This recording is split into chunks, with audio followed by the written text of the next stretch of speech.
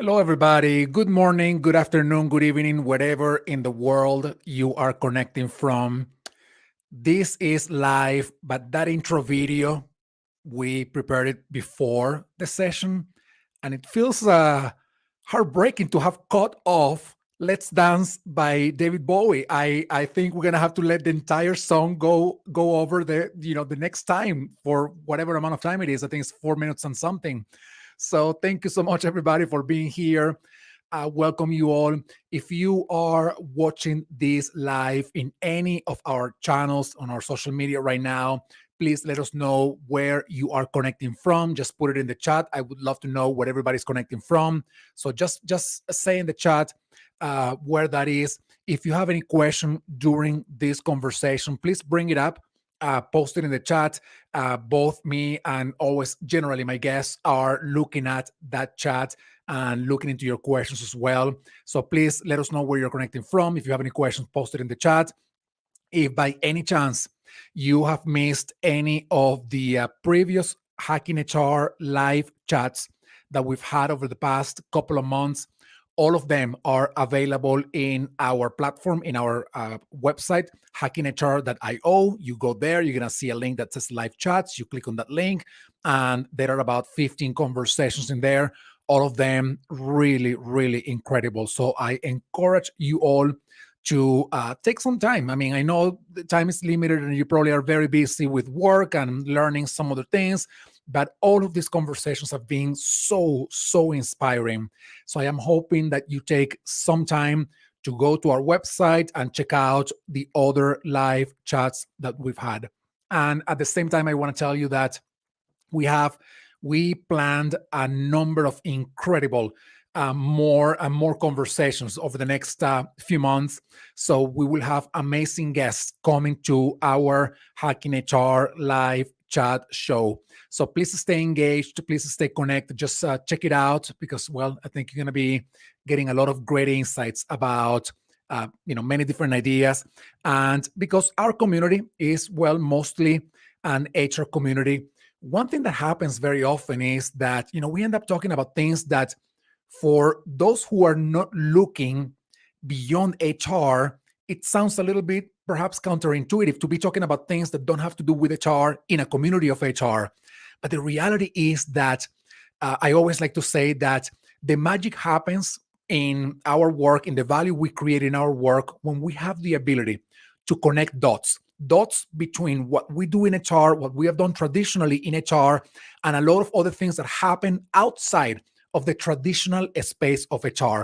So whenever we have these conversations, even if it's one insight that you're taking away from that one conversation, if you can connect that one insight with something that you do on in your everyday work, then we will have created value in you, and we will have created the opportunity in you to create more value for your organization as well. So please stay engaged with this conversation. So today we're going to be talking about the sweet spot. And it's going to be an amazing conversation about reaching, leading, and delivering the C-suite. So I'm going to be welcoming my guest today. John, you are on the screen now. Good afternoon for you. How are you doing? I'm very well indeed, and great to be here, Enrique. Well, thank you so much. I am excited to have this conversation. And, as I mentioned before, there are many authors and guests that we bring to the show to discuss about what they've written about, but to sort of expand the circle of knowledge of HR people and help them connect what perhaps is part of their day-to-day work with things that are not, but in that connection they find value. So that's why I think this conversation that we are about to have will be so valuable for our HR community. So before we get there, John, can you please introduce yourself? Please let us know who you are, where you're connecting from, what you've done, why did you write this book, everything about you. Okay. Okay, very interesting. So I'm 54. I should probably say that. I joined. So I was brought up that you went to Oxford or Cambridge or joined the army. So I'm British, and there was no way I was getting in Oxford or Cambridge, and so I joined the army. I worked with the Americans in the First Gulf War, and then did Northern Ireland and Bosnia as a UN captain in the end. And then I left that, did a classics with MBA when I left, and then have really been worked some consultancy for a bit, and then been running a company called Windmark, which runs C-suite networks for the last 25 years, which explains the grey hair. and it's been good. And I wrote the book. It's very interesting what you said about joining dots, because I wrote the book really because there were lots of other reasons, but it was really interesting to know. I was talking to a senior coach recently who turned around to me and said, the thing I love about your book is I know all these bits, but you've joined all the dots and put it in one book. And so that's, in a way, the book is a joining of dots in that way, but career dots, if that makes sense. Oh, that's amazing. And I hope we talk about that. But before I ask you the first questions about the book, well, this one is about the book, but about you too. You were a soldier and you were leading in the military. And I want to ask you this, the book that you wrote and your experience right now as a leader, how your experience being in war theaters informed what you did with the book and the work that you're doing right now. Okay, I think the one thing that I guess the military makes you very resilient as a human being, because no one's shooting at you, so it can't be that bad. So that's quite good.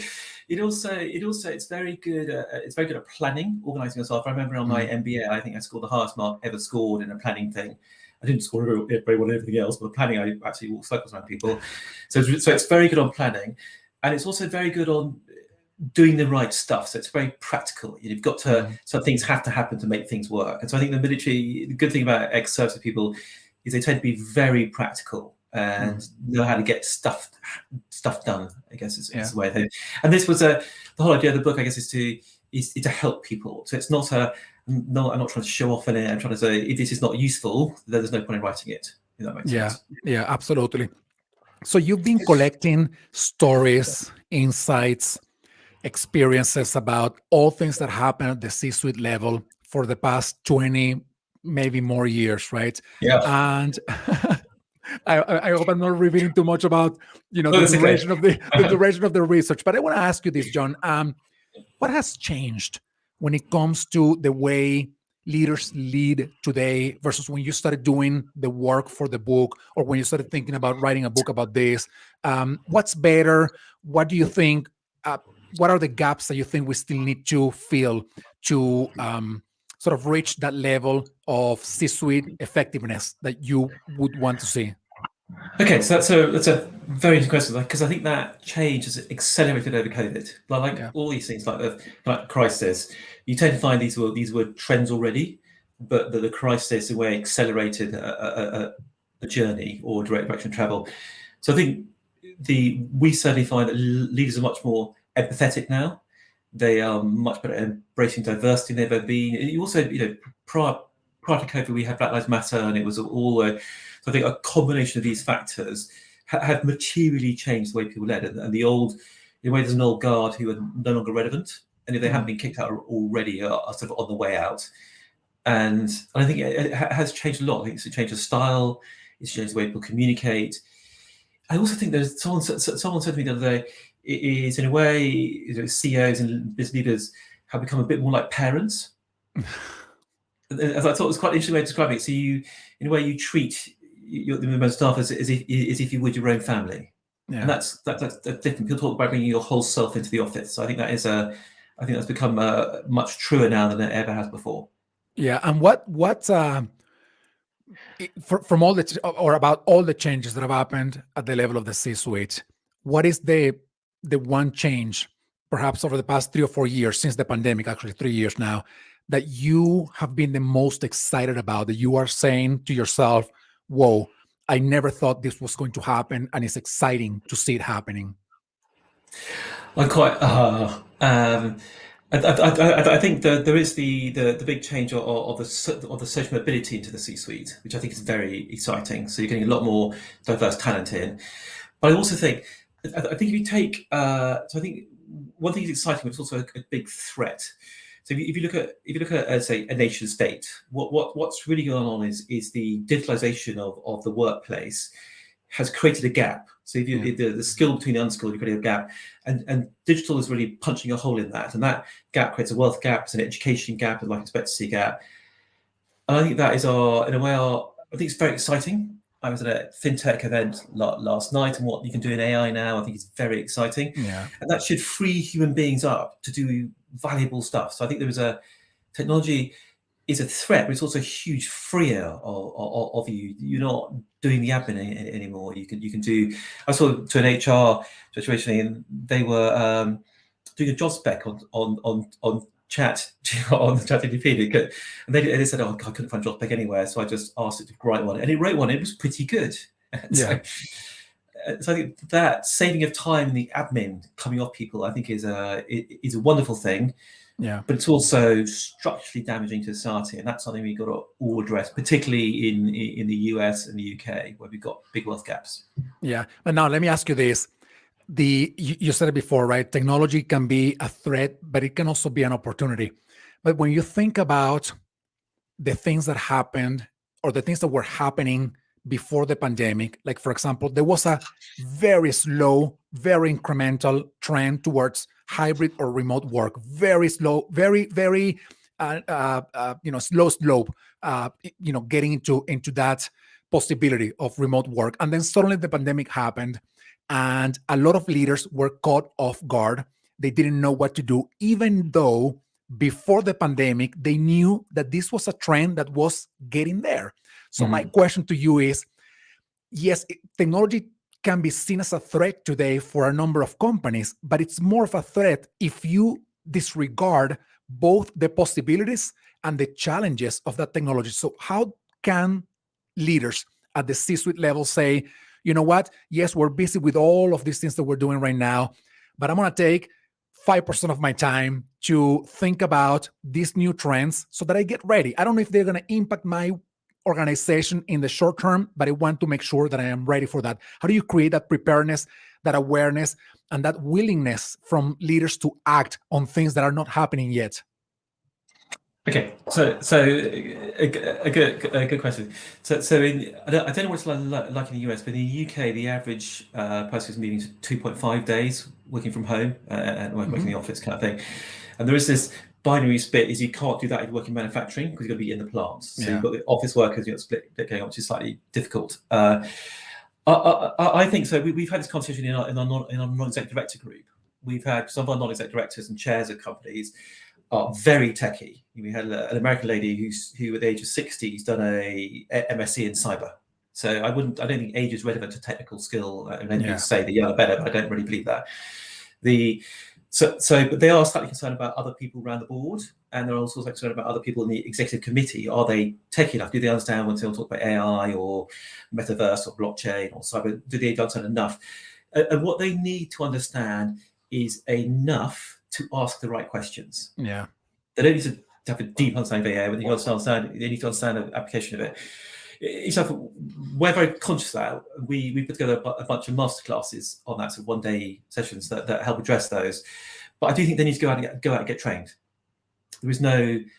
You can read books, you can look at TED videos, but I think a bit of formal training. I think you need a one-day masterclass on cyber, probably something on the metaverse, probably something on blockchain, probably something on data and cyber, and just half day or 1 day. But you needed to know enough to ask the right question. Because your job is to put rigor in the organization.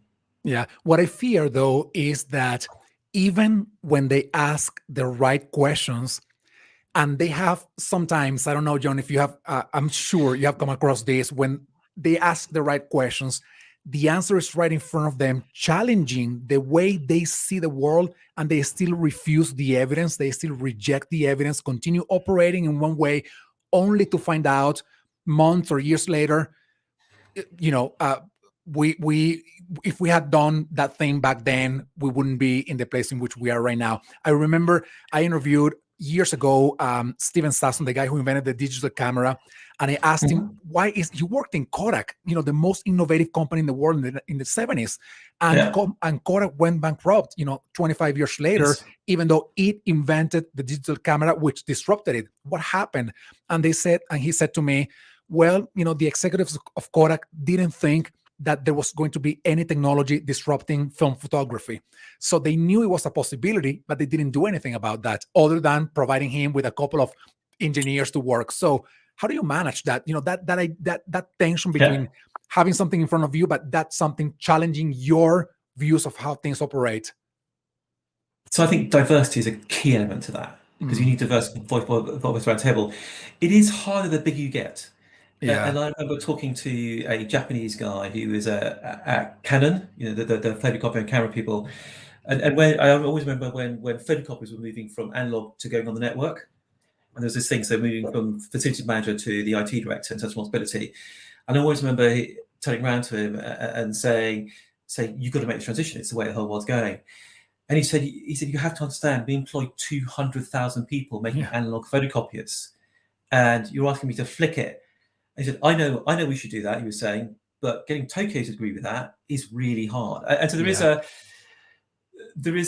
it's difficult. It's these big jumps are difficult to make, but you need to start the journey. You need to experiment. You need to do it. But you've got to get this diverse around the table. If everyone thinks the same way, you've got a problem. And I don't think but you can have diversity around the table, but if they all went to the same university, studied the same thing, and thing, they may look very diverse, but they're actually the same people. When Yeah. I talk about diversity, you need proper diversity in terms of the way people think and Yeah. background knowledge and that kind of thing. Yeah. No, I love that. That idea of bringing diversity, not just in how people, look, what they believe, whatever kind of diversity we mostly talk about, but also the diversity of backgrounds, of knowledge, of thought, right? Because that contributes to creating those positive tensions at the C-suite level. Um, John, let me ask you this: how do you do the work of coaching? And helping out C-suite level folks. And I ask you this question, which is very relevant for HR, because they themselves are either tasked with creating those coaching programs, whether at the level of the C-suite or for those who are getting ready to reach that level of the C-suite, or because they are the ones designing the learning programs and the succession programs for those who are going to be at the C-suite levels. How do you coach? What are the best strategies in there for to do that at the C-suite level? Okay, so I'm not a coach. I'm a bit of a nerd. So I would say that I always think on the going up the career path. It's actually people the way if you look at it slightly different way. I look upon the people talk about privilege, and I look upon the top team as really being a different country. So they have because if you think about it, they have different legal requirements on them. Yeah. They speak in a slightly different language. They behave differently. They have different responsibilities. And I think what privilege has is it's been in that country before. It's visited there on holidays with their parents and other people they know. And so I think that the trick in life is to take people on a journey, but they need to be helped on that journey to know they need to know what they need to do by what age. Mm, If you work for VW in Germany, you have to be a country manager by the time you're 33 or never make it to the top. mm. And if you're not told that, you've missed it at 35. So Wow. there are these things you need to do in your career to get to certain points. And lots of people, no one gets to be these CEOs by luck. If everyone thinks Yeah. they get the luck, they are completely missed. There's a great quote by Jim Collins, which I love, which is what is it? Is luck favors the persistent. Yeah. I really like as a quote. So you need to plan for it. People need to know how to do it. So I think if you're coaching someone, which is not something I'm not a coach, I would advise them to actually say, this is how to plan a career. Let's plan. You know, where do you want to be? And not everyone wants to be. No, not everyone wants to be CEO. What you actually want to get to is this level where you want to get to, and so on. So I would, yeah. No, that's powerful, and I also want to ask you then, sort of like following up on that question. The part of the C-suite is also those who are leading HR, especially in bigger companies where there are larger teams in HR, and there's a CHRO or a CPO or a chief culture officer. And how do they deliver in general? This is a general question for C-suite level, but maybe specifically for those who are working with people, which is the case of the C-suite level for HR. How do they deliver the C-suite from that, for that function, for the people function? But also, very open question, by the way, for everybody at whatever level of C-suite. So how they deliver?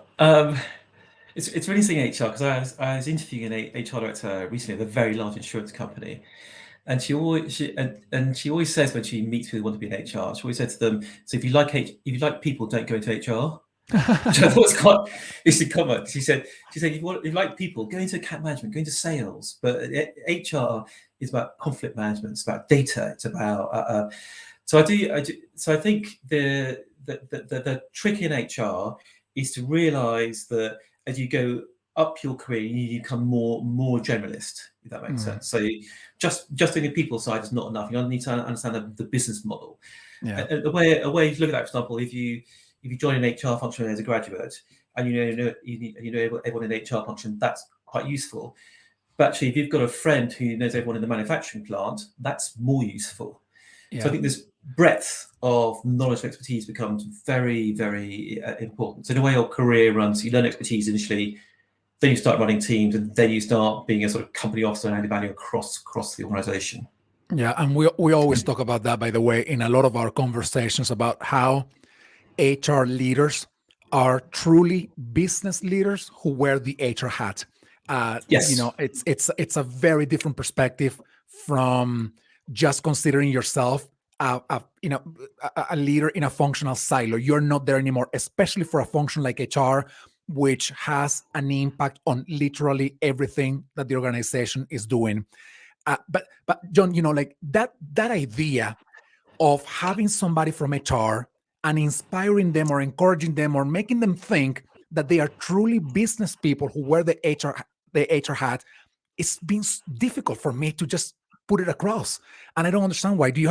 Have you come across other functions where you try to tell them, hey, sales, you're not just sales, you are a business leader who is helping this organization succeed through sales or marketing or IT? Have you come across that kind of like challenge of explaining that? Yeah. Yes, I think that the first thing I would say on HR is that HR always has responsibility for soft skills. Yeah. And I always think that the soft skills should be called hard skills because they're the really hard bit to do. The hard skills should be called soft skills because the tech is the easy bit. You see the people of behavior at it.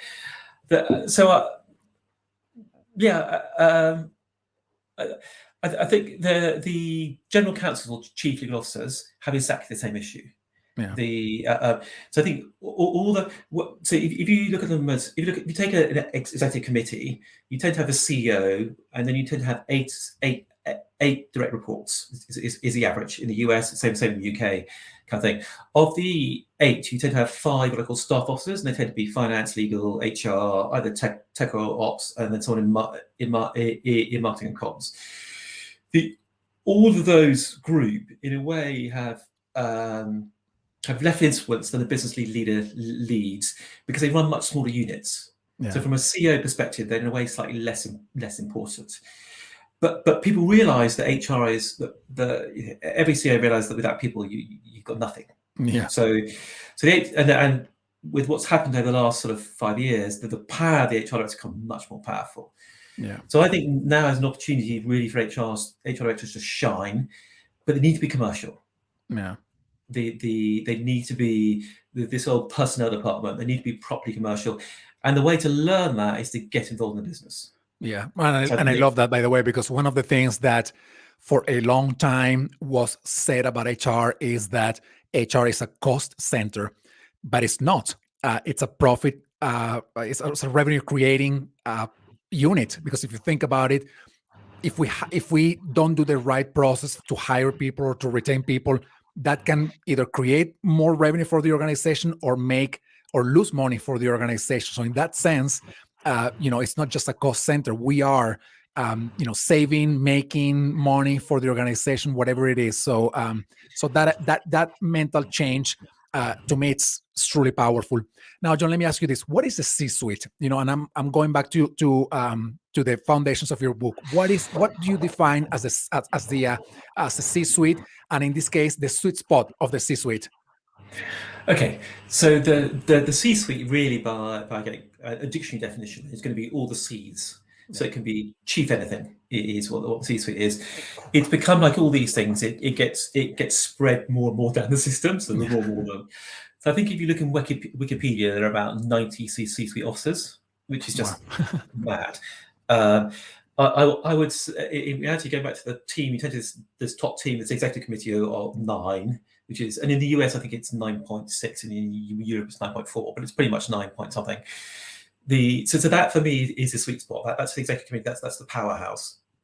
And beneath that, you've got another layer of C-suite. So if you take D, for example, you've got chief digital, chief data, chief diversity, chief development officer. So there's loads of them, and this is really important. So if you take a reasonable number, rather drop down from the 90 to about 45 C-suite officers who you will all sound familiar to you. If you think about it, those 45 all have to report into the same 5 staff officers. Mm. So if you do your simple maths, that means they've got 8 each. Yeah. And if they've got 8 each, they've got to be generalist. Yeah. So if you take, let's think of, I was talking to Volvo Financial Services based in Delaware. And the general counsel there had been on the GDPR journey, and that took her to data, that took her to information security, and the global chief information security officer now reports into her. Wow! So these are all quite. So they're all generalists. They've got to have these roles pointing in. So I think to think about career-wise is, if I've got all these people reporting into me, which ones do I want? Yeah. Which one's going to be important to the CEO? Which one's going to be important to the future? So if I have the strategy function reporting into me, is that a cool thing to have? If I have sustainability reporting into me, is that a cool thing to have? Or cyber? Or I remember talking to the CFO once of a large multinational bank, and he said, I always have strategy reporting into me. And everyone in the room went, why? He said, because you control the future. Yeah. If you control the future, you have a seat on top table. So it's a bit like sort of spinning plates. Is what are you going to choose to be in your remit? And I don't think you can be a technical person and get all the way to the top. I think you can't really do that. Yeah. What makes a C-suite leader successful? And I know, this answer we probably can take hours just to try to respond to this question, right? But in your view, with your 20 years of research and interviewing and collecting data, what are the top maybe 2-3 things that you think make C-suite leaders successful?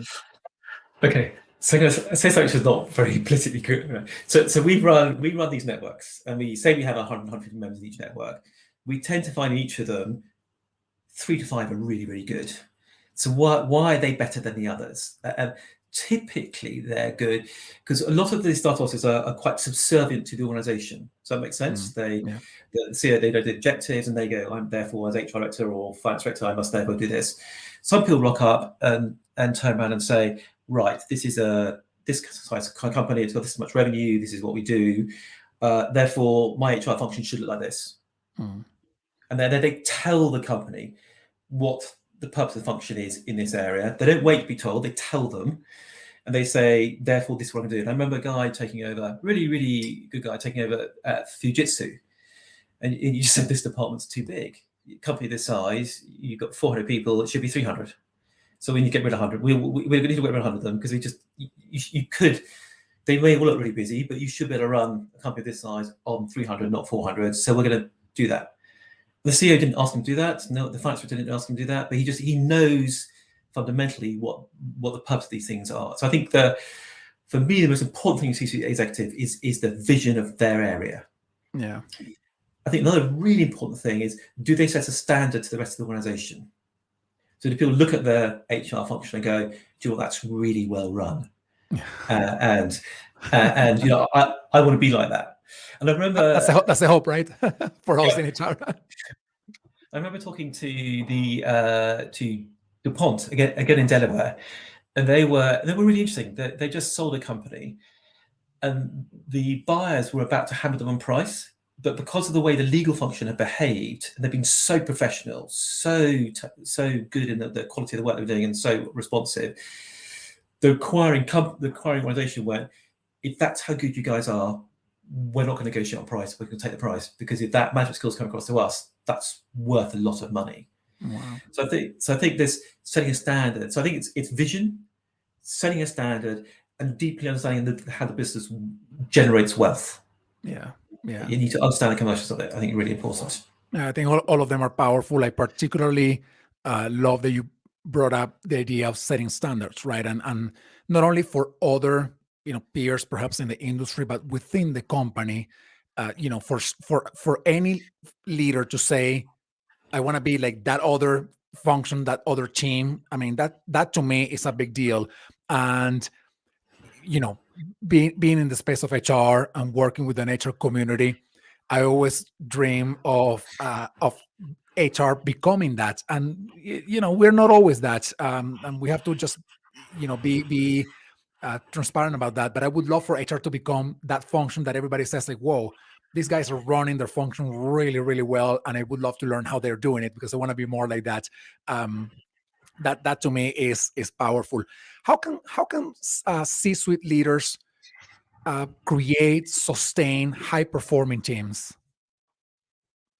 Oh wow. Okay. I was told I had.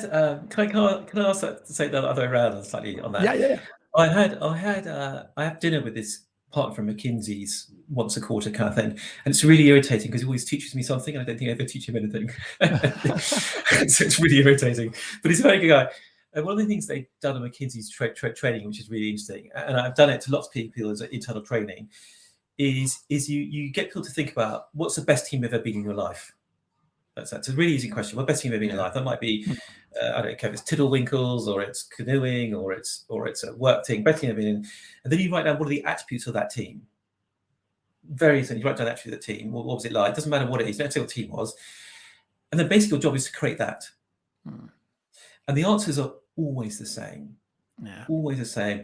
It's never. It was an easy time. It was. We had a very clear focus on what we're trying to do. They always had complementary competencies around the group.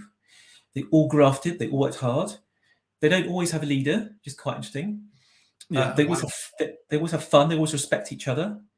There's great. I think there's always also another really important thing in it. There was a article. It's something which I've taken from the military. Is someone once asked me, how do you get 20-year-olds to go to war, knowing that some of them might die? How do you get them to do that? I can't get someone to stay past 5:30. How do you get someone to do this stuff? And then one of the comments we asked for that is they feel very safe in each other's company. Mm. I think that's a really, really interesting point. One of the Wow. corporate world is you don't always feel safe because you feel you're competing to a thing. And I remember it sounds like a weird thing, but I remember when I first joined the army, I had a platoon sergeant called Mad Dog Wilson, which is not a good start. Right.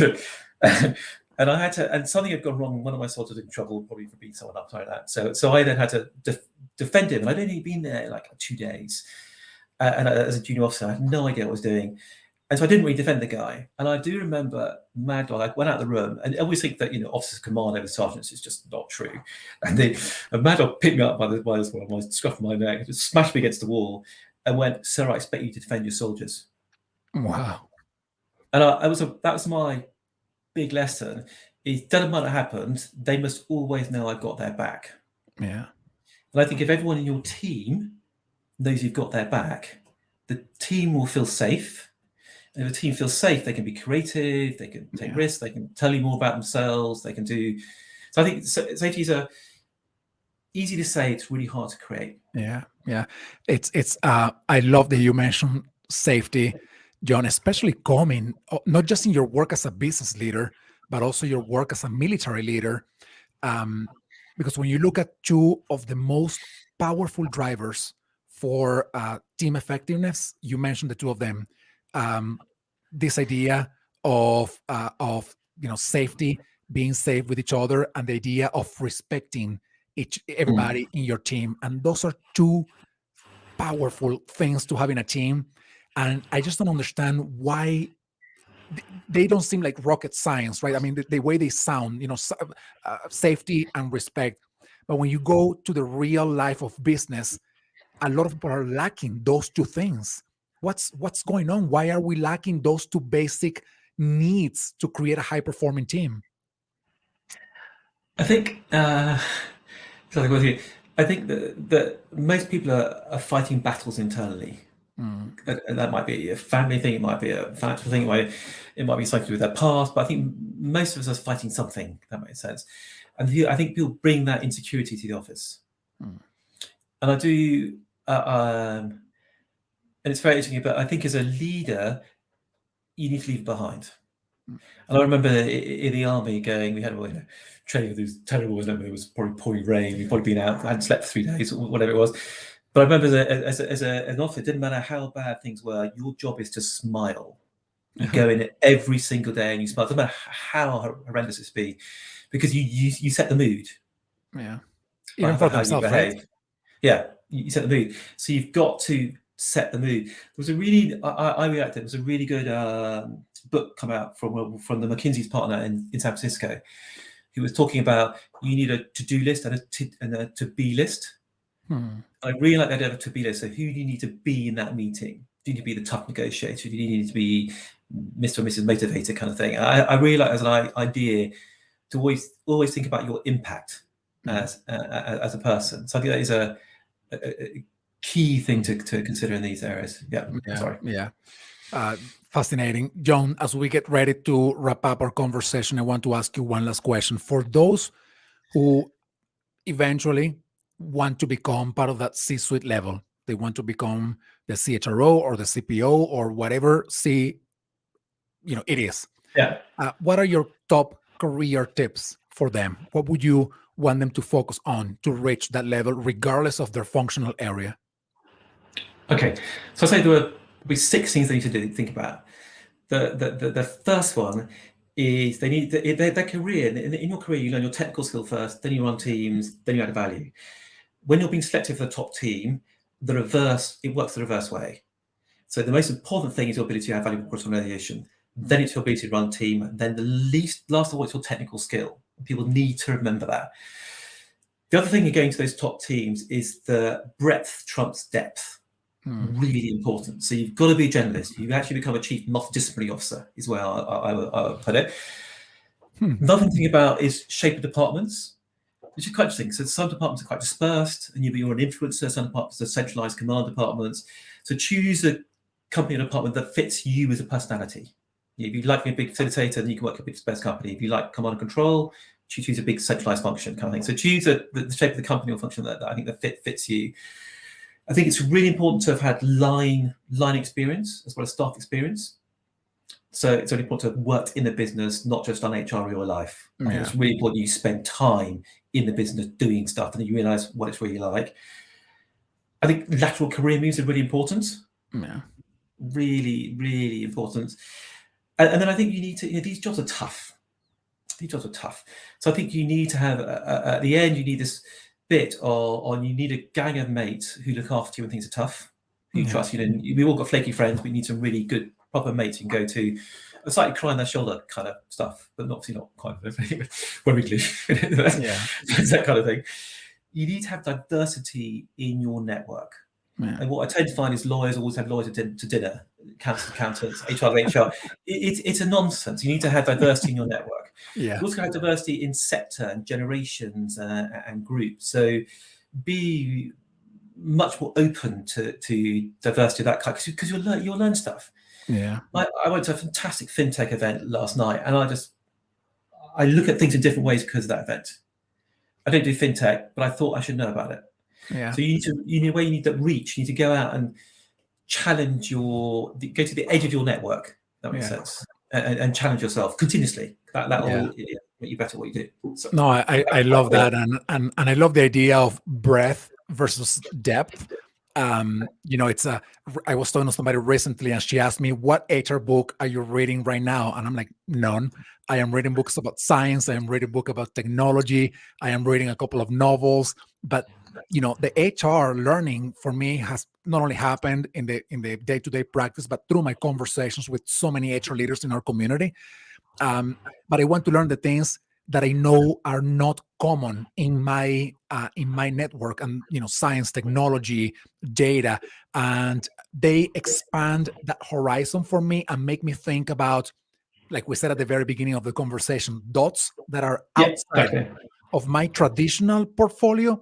But when I look at those dots and then I think about something in my portfolio, the connection between those dots creates so much more value than having done anything just within what I do in my role in HR or in my function in HR. So I think that is such a powerful advice, especially for HR, by the way, because for those who are listening right now and for those who are in our community, they know that when we put together events, I think it's for HR, but probably 10% of the content of our events are like real HR core, and the other 90% is the stuff that I know adds value to HR. Just following that advice that you just mentioned, John. Um, so, any last insight that you want the community to walk away with, especially those that are advising or working their way up to the C-suite level? Anything that you want them to do right now to begin that journey of improving their own experience at the C-suite level or trying to get there? So I think HR is a hugely important function. I think Yeah, in reality, you control power in the organization. You control the power streams in the organization. yeah, So I think it's a really, really important function. I also think it's a really tough job. yeah, I would, because you're dealing with difficult things all the time, and you spend 95% of your time dealing with 5% of the people, and they're your troublemakers typically. So I think it's a tough job. So I wouldn't. So I don't. So I slightly admire people in HR. So I want to wish everyone the best of luck, because I think it's a tough job doing it. It's really important you're good at what you do, and it is a lifelong learning. So if I see an HR professional and their CV is HR through it, I would change that. I would go on a tech course, go on a finance course, love it. put diversity into your CV. Yeah, Really, really important, and even across sector. So if you've worked in yeah, insurance, jump into automobile industry, because you'll bring things from those other sectors. yeah, The most sectors transformation has come from, and I think people learn most in the low margin sectors, yeah, because low margin sectors have to be really, really good at what they do. yeah, That makes sense, because you can't make mistakes. So they are. So I think the banking was transformed by the food retailers. So it was they're going in. I think they went in and they doubled their pay after 6 months because they had such a big impact. yeah, On the So I would just diversify your learning. To exactly what you do. Right? I do. I think there's a book called Entrepreneur 2.0 by Jim Collins. It's a yeah, really, really good book. yeah, I would highly commend it. yeah. Obviously, mine's better, but obviously, No, that's but, no, it's awesome, John. And I want to say one more thing. And I know our community is an HR community, but and I think people who follow what we do know our position when it comes to HR sort of certifications that are kind of like common.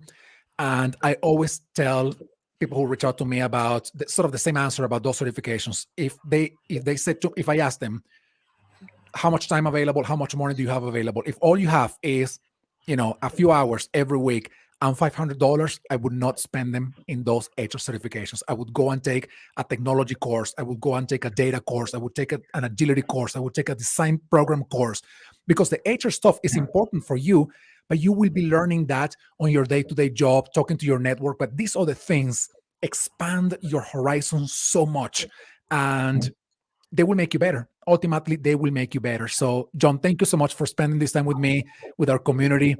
This was an awesome conversation. Everybody watching live right now, thank you so much for being here, and thank you, of course, to everybody watching the replays as well. Thank you, John. Thank you so much for being in the conversation and sharing your insights with the community. Thank you, Rika, and best of luck to all your listeners.